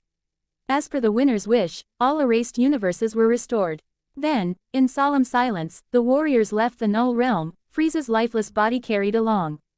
They landed outside Capsule Corp. Bulma rushed forward, relief washing over her face as she saw her friends alive. Chi-Chi followed silently, her eyes avoiding Bardock's. The memory of her own death at his hands still haunted her. But then both women froze, their gazes landing on Frieza's corpse. What happened? Bulma asked, voice low and tense. Krillin spoke quietly. Bardock killed him. Brutally. He didn't even hesitate. Bardock stood nearby, silent, as if the conversation wasn't about him. Why? Chi-Chi asked, her voice trembling. Gohan stepped forward, his expression heavy. Frieza taunted him, said he was the one who killed Bardock's mother. Bardock snapped. In the next second he was holding Frieza's heart. A shiver ran down Bulma and Chi-Chi's spines. Their faces went pale. Then, Whis turned to Beerus. My lord, what should we do with Frieza's body? Beerus crossed his arms, clearly annoyed. Leave him, he brought it on himself. Then Bardock finally spoke. I kept my end of the bargain. Now keep yours. Beerus growled, you fool. You nearly got us erased with that stunt. Bardock's expression didn't change. I eliminated Jiren, and deep down you know none of them could have done it. Vegeta's fists clenched, his pride wounded. Beerus let out a sigh and gave in with a nod. Fine, Whis, take care of it. As you wish, Lord Beerus, Whis said with a smile. Then he tapped his staff, and in a pillar of radiant light, he and Bardock vanished. Finding Jiren took Whis only a few minutes. With a wave of his staff, he pierced through realms and dimensions until they arrived at a quiet, ethereal place in the other world, a peaceful field of soft light and flowing clouds. There, standing near a glowing stream, was Jiren. She turned as she sensed someone approaching. Her eyes widened the moment they landed on the man beside Whis. Kakarot, she whispered, her voice trembling, eyes with tears. Bardock blinked in confusion. I'm Bardock, he said hesitantly. Jiren chuckled softly, her eyes filling with tears as she stepped closer. No, you silly boy, Bardock is your father's name. You are Kakarot, the child we sent to Earth to survive to live. The moment was silent, the air itself seemed to still. Bardock's expression faltered, his breath caught in his throat as something deep within him stirred, like a locked door in his soul being gently opened. Whis, standing behind them, gave a warm smile. Jiren, still in tears, reached out. Kakarot, you're my son. For a moment, there was silence. Then, as if something inside him clicked, memories flooded back, his life, his betrayals, the people he once trusted. His expression darkened. Whis, noticing the change, calmly asked, do you want to return to life? Goku exhaled sharply, his voice cold. No, I don't want to see the faces of those traitors ever again. Everyone in the afterlife went silent. Whis tilted his head. You remember everything now, don't you? Goku smirked darkly. Yes, just now, it all came back to me. Tell them, if possible, that they are all dead in my eyes. And if they ever dare to seek me out again, it will be their final breath. Jiren looked at him in shock. Kakarot, what happened? Goku softened slightly at her voice. I'll tell you later. But first, I need to meet someone, the man who raised me. My grandpa. Back on Earth, Whis appeared before the Z-fighters. Beerus, arms crossed, raised an eyebrow. So, how did it go? Whis sighed. Everything went well, my lord. However, Goku has remembered everything. The moment those words were spoken, Gohan, Chi-Chi, and the others stiffened in fear. Whis continued, his voice calm yet sharp. He said he doesn't want to see the faces of those traitors ever again. And that this is the last time I help you despite having no reason to. But know this, if you ever seek him out again, it will be your final breath. A chill ran down everyone's spine. For the first time, they realized, Son Goku was truly gone. A heavy silence filled the air as Whis' words sank in. Gohan felt his stomach drop. His father, the man who once loved and protected them all, now saw them as nothing more than traitors. Vegeta clenched his fists. TCH. Kakarot, you idiot, but even he couldn't deny the uneasy feeling creeping up his spine. Bulma, still processing everything, gritted her teeth. Damn it, we really lost him. Gohan clenched his fists. Maybe I can go talk to him. No. Whis' voice cut through Gohan's desperate hope like a knife. If you go to him, he will kill you without hesitation. You are dead to him, Gohan. All of you are. Chi-Chi collapsed to her knees, trembling. No number. Goku wouldn't ease my ex-husband. He's Gohan's father. There's no way he'd abandon us like this. Before anyone could respond, a low chuckle echoed through the room. Eren, you the ones who cursed him when he returned. All eyes snapped toward Beerus, who now grinned cruelly, resting his chin on his palm. Aren't you the ones who abandoned him? Betrayed him, killed him? The weight of his words sent a chill down everyone's spines. Well, Beerus mused, stretching his arms lazily. You mortals never cease to amuse me with your hypocrisy. Chi-Chi's face paled. That's not what? Beerus interrupted sharply, his golden eyes piercing through her. Not true. Oh, please. Piccolo lowered his gaze, saying nothing. Gohan gritted his teeth, fists clenched at his sides. We made mistakes, but we're his family. Beerus let out a mocking laugh. Really? Did you forget what Frieza said when he returned? Even he knew that without Goku, you're nothing. And, du, his gaze locked onto Gohan, you say you're his family. Well, tell me, does family betray their own? Gohan flinched but remained silent. Beerus smirked, rising to his feet. And you, boy W'er. Ain't you the very reason he died in the first place? The man gave his life to save you, and what did you do in return? Gohan staggered back, unable to respond. Before anyone could question him, Beerus raised his hand, silencing them. Before you ask how I know, Beerus's smirk faded, replaced with something cold and unreadable. When I woke from my sleep, Whis told me about a Saiyan named Goku who defeated Frieza. So, I took a look into his life. He crossed his arms. To be frank, I didn't expect him to meet such a pathetic end. His gaze flickered toward Gohan and Chi-Chi. The moment you stood by and allowed this, you lost the right to call him father, husband, or friend. The room fell into silence once more. Then, Beerus delivered the final blow. Tell me one thing, are you truly guilty for what you did? Or are you just afraid of what he might do to you? The air grew heavy, the truth hanging over them like a storm cloud. Even if they couldn't admit it, Beerus was right. Chi-Chi's breathing was ragged, her hands gripping her dress. No, Goku would understand. He would forgive us. Beerus scoffed. Forgive you? Oh, that's rich. His golden eyes glowed with amusement. Tell me, woman, if you were in his place, would you forgive the people who spat on your kindness? The ones who treated you like a tool until you were no longer needed? Chi-Chi froze, her lips parting, but no words came out. Beerus chuckled darkly. That's what I thought. Gohan finally found his voice, though it was shaky. I never wanted this. Beerus rolled his eyes. What you wanted is irrelevant. What happened is what matters. The moment you sided against him, you sealed your fate. Vegeta had been silent for a long time, his arms crossed, his head slightly lowered. But then, he let out a low growl. Enough of this nonsense. Beerus turned to him, raising an eyebrow. Oh, does the Prince of all Saiyans have something to say? Vegeta snarled. Damn right I do. Kakarot is an idiot for letting his emotions take over. If he truly was the warrior he claims to be, he would come back and face us like a man instead of running away like a coward. A sharp crack rang through the room as Beerus backhanded Vegeta across the face. Everyone gasped as Vegeta staggered back, stunned. Beerus's expression was unreadable, but his voice was deadly. You still don't get it, do you? Vegeta wiped the blood from his lip, eyes burning with fury. What the hell was that for? Beerus stepped forward, his presence suffocating. For once in your miserable life, shut up and listen. Vegeta clenched his fists, but he said nothing. Beerus's tone was calm, but it carried the weight of a god's fury. Goku is not running away. He is choosing to leave you behind. You are beneath him now. Vegeta's eyes widened slightly. You see, Beerus continued, pacing slowly, this isn't about strength anymore. It's not about proving who's better. This is about something far worse, disgust. Goku doesn't hate you. He turned back to them. His gaze piercing. He simply sees you as nothing. The room felt like it dropped below freezing. Gohan felt his breath hitch. Nothing. Beerus nodded. He has no reason to seek revenge. No reason to fight you. You're no longer his family, his friends, or his rivals. You are insects beneath his notice. Vegeta looked away, jaw tightening. Beerus then turned his gaze toward Vegeta, his smirk fading into something colder. And you, tell me, Vegeta, aren't you the one who attacked him from behind? Vegeta stiffened. You always talk about warrior pride, about honor, and yet, when it came down to it, you acted like a coward. The room was dead silent. Beerus's eyes narrowed. So tell me, Prince, who is the real coward? Goku or you? A vein bulged in Vegeta's forehead, his teeth grinding together. His pride screamed at him to deny it, to fight back, but deep down he knew the answer.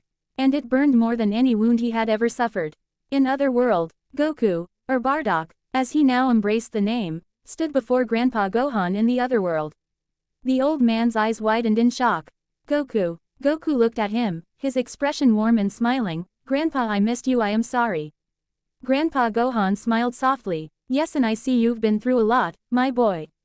For the first time since regaining his memories, Goku felt something stir inside him, a warmth he hadn't felt in what seemed like forever. But then, his eyes hardened. I need to ask you something. Was I always this naive? Did I always let people walk all over me? Grandpa Gohan sighed. You had a pure heart, Goku. That was your strength and your weakness. Goku smirked slightly. Not anymore. He looked toward the endless sky of the other world. I'm done being used. I'm done being a fool. Grandpa Gohan frowned. Goku, what happened? Goku closed his eyes for a moment before opening them again. This time, they were filled with unwavering determination. They betrayed me. Grandpa Gohan's face fell. Who? Goku exhaled. Everyone I once trusted. On Earth. Videl had always known Gohan as kind, caring, and selfless. He was a hero, a man who fought for what was right, a person who never turned his back on others. But now as she watched his trembling form beneath Beerus's merciless judgment, she felt something she never thought she'd feel toward him. Doubt. She had never fully known what had happened to Goku. Gohan had never spoken about it in detail. The others always avoided the subject. But now she knew why. Gohan, is this true? Her voice was barely above a whisper.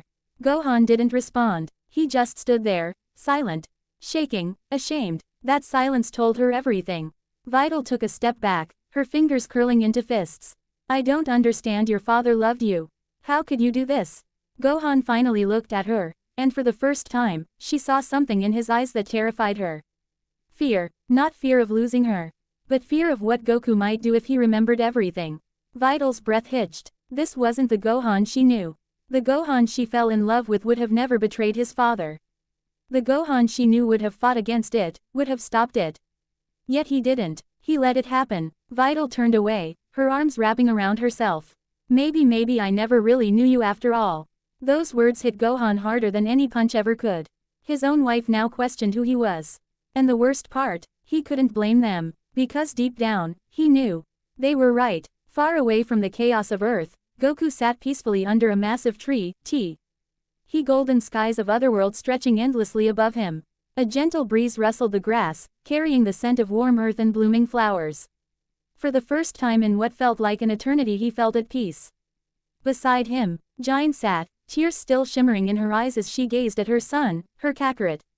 She had dreamed of this moment for so long, but never had she imagined it would truly come.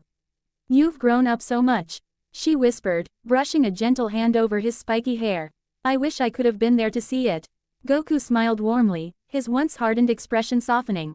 It's okay, Mom, we're here now. A hearty laugh rang out, full of warmth and nostalgia. Grandpa Gohan patted Goku's back with pride. For the first time in a long time, there was no talk of betrayal. No whispers of lies or broken trust. No weight of expectations or battles to fight. Just a mother, a grandfather, and a son, together again. For once, he wasn't a warrior. He wasn't a protector. He wasn't a symbol of power or hope.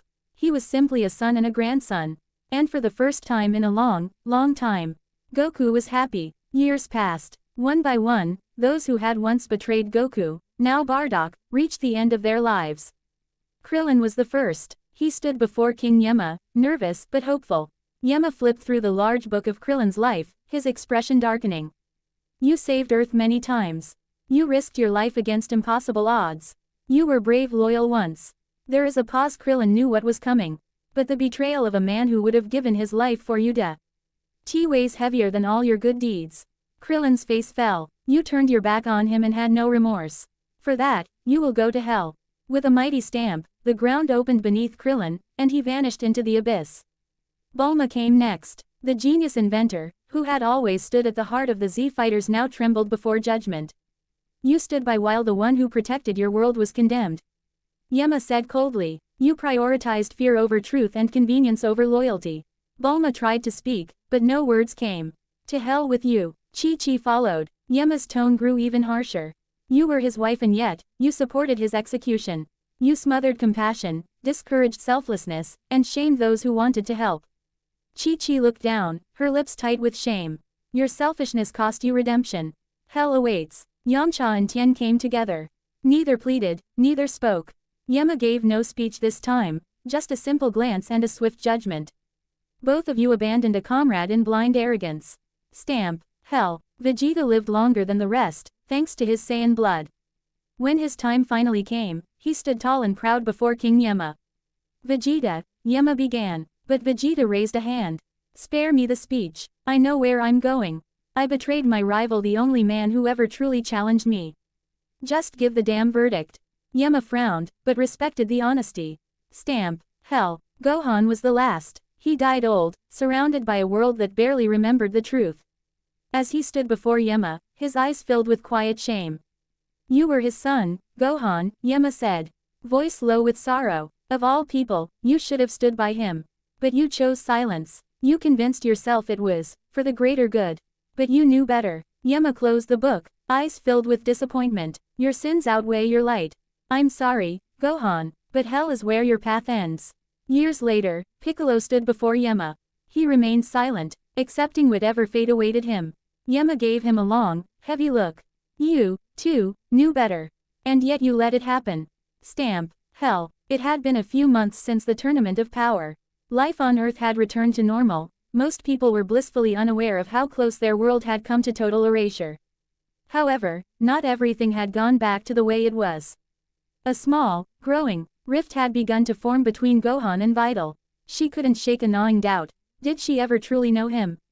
The man she once saw as kind, strong, and brave, had he really killed his own father in cold blood? One day, the news channels were abuzz with coverage of a new museum exhibit, the first heroes of Earth. It featured statues of legendary defenders, Olibu, Mutaito, and one peculiar figure. Of a boy whose face was intentionally left hidden. The mysterious statue drew attention, sparking whispers and speculation. Blank, underscore, blank. But curiosity grew around the mysterious, faceless statue of the young boy. One investigative reporter decided to dig deeper, and what they uncovered shocked the world. On a live broadcast, the reporter revealed, this unidentified UE belongs to none other than Son Goku, the forgotten warrior who shaped Earth's history. The screen cut to grainy footage from decades ago. Son Goku, the reporter continued, first rose to prominence as a child prodigy. He competed in the World Martial Arts Tournament at an age when most kids were still in school, and fought fearlessly against full-grown men. Then came the footage from King Castle. A shaky, old video clip showed the young Goku taking on the monstrous demon King Piccolo. The nation watched in awe as the boy launched himself into the sky, crashing through Piccolo with a final, decisive blow. The crowd gasped. Even decades later, the footage still carried weight. The report continued. His bravery didn't end there. Years later, Son Goku faced Earth's greatest threat, Cell. This time, the battle was captured in clearer detail. The screen transitioned to the Cell games. They showed Goku standing confidently before the bioengineered monster. It was a battle that had long faded from public memory, but now the world watched again, how Goku had fought valiantly and, with a final move, vanished in a blaze of light.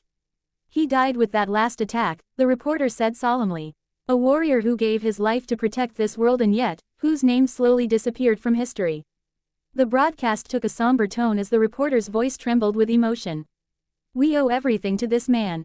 Son Goku, our forgotten savior. He gave his life for Earth, and we turned our backs on his memory.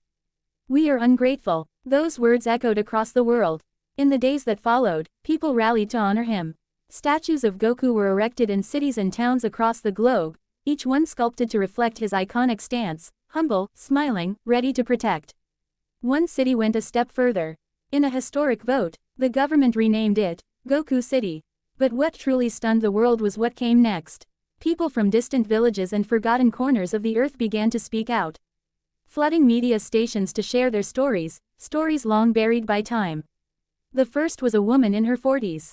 She stepped up to the podium with tear-filled eyes. My name is Pochwada, she said.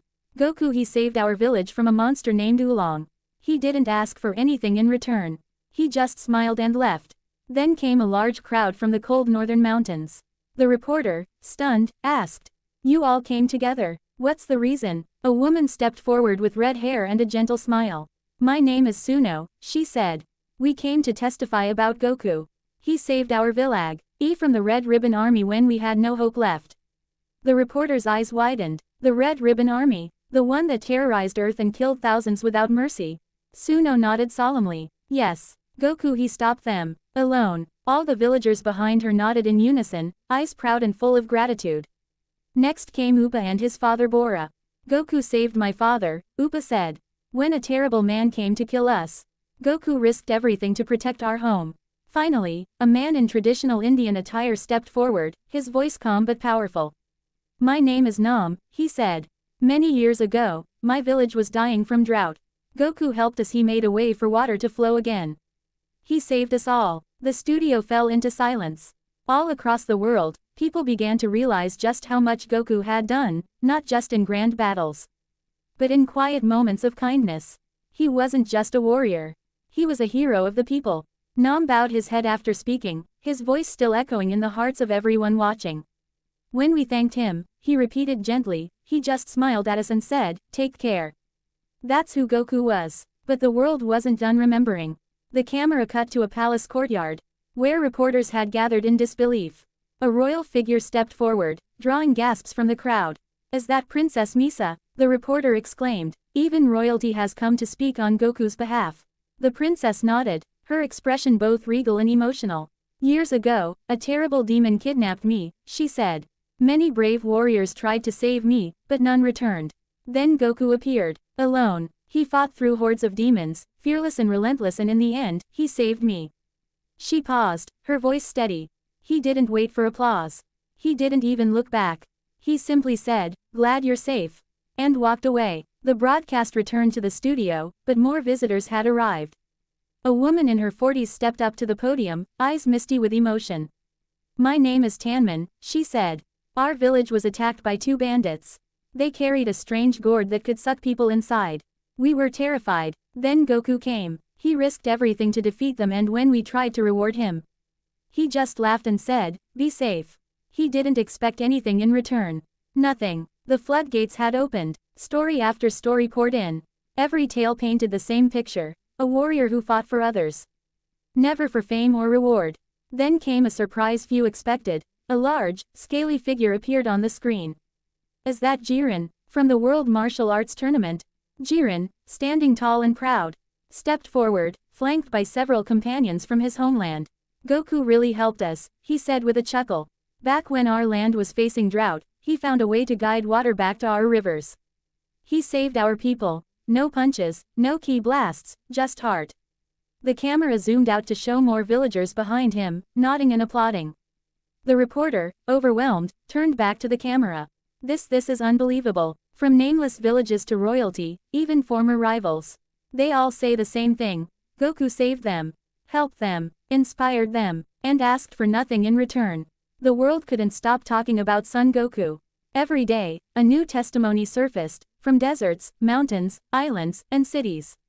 People from all walks of life shared their stories of the man who saved them, inspired them, and vanished without ever asking for anything in return. The news cycle was saturated. Goku's name was on every channel. His old battles were re-aired. Statues were being erected. His legacy was no longer a myth, it had become a movement. And with every broadcast, the weight grew heavier. The so-called friends and family who had betrayed him were finally facing the truth, and it broke them. Chi-Chi sat in silence, the television casting a soft glow over her face. Her hands trembled as she watched a woman from Jingle Village sob while thanking Goku for saving her family. Her mind drifted back to that day, when she told Gohan his father had become dangerous. When she lied, manipulated, all to protect the illusion that they had done the right thing. He's not the man you think he is, Gohan. He's the reason all this happened. The words echoed in her head like poison. Tears streamed down her face. What have I done? Elsewhere, Gohan and Videl sat together, but worlds apart. The news played on loop. He saved me from the Red Ribbon Army, said Suno. He gave us water, said Nam. He never wanted anything. He just wanted us to be safe. Gohan stared at the screen, pale and hollow-eyed. The weight of his guilt was suffocating. Videl, sitting beside him, kept glancing at him, not with anger, not with sadness. Just blank, an expression stripped of emotion. Empty. She didn't understand how this had happened. How the boy she once admired, the one she fell in love with, could live knowing they had killed their own savior. And justified it, lived like it was nothing. She couldn't bring herself to speak. Not yet. Bulma gripped the arms of her chair, her lips trembling as she watched old footage of Goku smiling with a young Gohan on his shoulders. I told myself it was necessary. She whispered, that he'd become a threat. She shook her head, burying her face in her hands. But it was a lie. And the damage is done. There's no forgiveness for me. Krillin sat alone, the weight of the past crushing his soul. Footage of his own death at the hands of King Piccolo flashed on screen. Then Frieza. Then Goku, raging, mourning, avenging him both times. He muttered to himself, voice cracking with shame, he avenged me twice. And what did I do when it was my turn to stand for him? His fists clenched. I called him a threat. I helped them. I betrayed him. He looked up, eyes red, voice hollow. What kind of friend am I? No, I don't even have the right to call him that anymore. A few days later, Videl made a quiet decision. She had never met Son Goku in person. Not properly, but after everything she had seen on the news, the countless testimonies, the outpouring of gratitude from strangers around the world. She needed to meet him. Not for Gohan, not for anyone else, but for herself and for Pan. Without telling anyone, she took her daughter and made her way to Fortunateller Baba's palace. When she arrived, Baba floated toward her, squinting with curiosity. Well, this is a surprise, Baba said. You here for answers, girl? No, I just want to speak with Son Goku. For a few minutes, Baba studied her, then vanished through a magical portal. Moments passed. Then he arrived. Blank, blank. Goku appeared. No Super Saiyan 4, no battle aura, just himself, in his base form, dressed in a simple GI. He looked calm, distant, and somewhat tired. Baba, why did you call me again? Goku asked. Didn't I make it clear I don't want to see them? Then he turned and saw Videl. He paused. She looked familiar, then it clicked. She had been there, at the Tournament of Power. Who are you, girl? He asked, voice calm, neither angry nor cold. Just Goku. The way he used to speak. Videl felt a weight lift off her chest. That voice, it was still him. Please, she said, cautious. Promise me you won't get mad when you hear what I say. Goku studied her, briefly sensing her ki. It was steady, honest. He nodded. I'm Gohan's wife, she said softly. Goku's eyes narrowed. He didn't speak, just stared. Why are you here? He finally asked. Because I wanted to meet you, Videl replied. The world has been talking about you lately. How you helped so many people, risked your life, and never asked for anything in return. Goku looked away. I caused my own death, he said quietly. Videl winced at the pain behind that simple line. She stepped forward slightly. Maybe a few people betrayed you, but that doesn't mean the rest of the world is like them. What they did, what Gohan, Chi-Chi, Bulma, and the others did, it was wrong. But you were good. Even when no one was watching. Then she pulled out her phone. Here, look. She showed him the screen, one video after another. Suno, now grown but still smiling. ate her, his robotic voice shaky with emotion. Upa and Bora, bowing in respect. Nam, speaking of honor and peace. Jiren, talking about how Goku brought water to their land. Goku stared at the screen. His eyes softened. A faint, real smile touched his lips. "They're all okay," he whispered. Vital gently stepped closer, then held Pan out for Goku to see. "This is Pan," she said softly. "Your granddaughter." Goku blinked, visibly surprised. "Really?" he asked, eyes still fixed on the little girl. "Yes," Vital nodded, her voice trembling slightly. "I'm sorry for everything that happened to you. But I promise I'll raise her well. Like you, brave, kind, and strong." Goku didn't say anything, he just stared at Pan. The child looked up at him with wide, curious eyes. Then, without hesitation, Pan giggled. A small, warm laugh. In that sound something stirred inside Goku. His lips curved into a smile. Not forced, not painful, just genuine. For a fleeting moment, he felt peace. Then, he stepped back. "Well, I'm leaving," he said. Almost too quickly. Vital's expression fell. "Don't you want to spend time with her?" she asked, her voice cracking. "Or do you hate her? Because she's Gohan's daughter." Goku paused. He looked at Vital, really looked at her. And for the first time, he seemed unsure. "I don't hate her," he said quietly. "It's just I don't know how to react." "Not yet." Vital's eyes shimmered, but she nodded. "I understand," she said. "After everything you went through, if I were in your place, I don't know if I'd be able to forgive anyone. Honestly, I might have killed them all." Goku looked down, his hands tightened into fists, then slowly relaxed. Pan reached toward him again, giggling. She didn't understand any of it, just drawn to his presence. Goku glanced at her, then back at Vital. He turned to leave. Vital held Pan close, watching him go. "Thank you," she said, her voice barely above a whisper. For giving her a smile, even if just for a moment. Goku looked at Pan one last time. Her laughter, so full of light, pierced something deep in him. She had his eyes, maybe even his spirit. Vital gently lifted Pan into her arms as the baby began to doze off. Just as Goku turned to leave, he paused. His voice was calm, almost too calm, like the ocean before a storm. "Don't tell her what happened." Vital looked up, surprised. "She might grow up hating her dad," Goku said quietly. "And I know what it feels like being hated by your own flesh and blood." Vital's lips trembled. She wanted to respond, but the lump in her throat wouldn't let her. "I'm not saying it for Gohan's sake," Goku added. "I'm saying it for hers." He looked back at Pan, peaceful, innocent, untouched by the past. "She deserves to grow up free from all this, from what they did." Then without another word, he vanished, leaving behind a silence heavier than any punch he'd ever thrown. Then he vanished. Vital stood there, unmoving. The portal closed with a soft hum, leaving behind only silence. Pan looked up at her mother. Still giggling, innocent, untouched by the weight in the air. But Vital, she couldn't hold it anymore. Her knees buckled slightly as she dropped to the ground, holding Pan tightly in her arms. Tears streamed down her face, slow, heavy, unstoppable. "Oh, Gohan," she whispered, her voice breaking. "What have you done?" She didn't say it out of anger. Not even blame, just a heartbreak so deep it ached in her chest.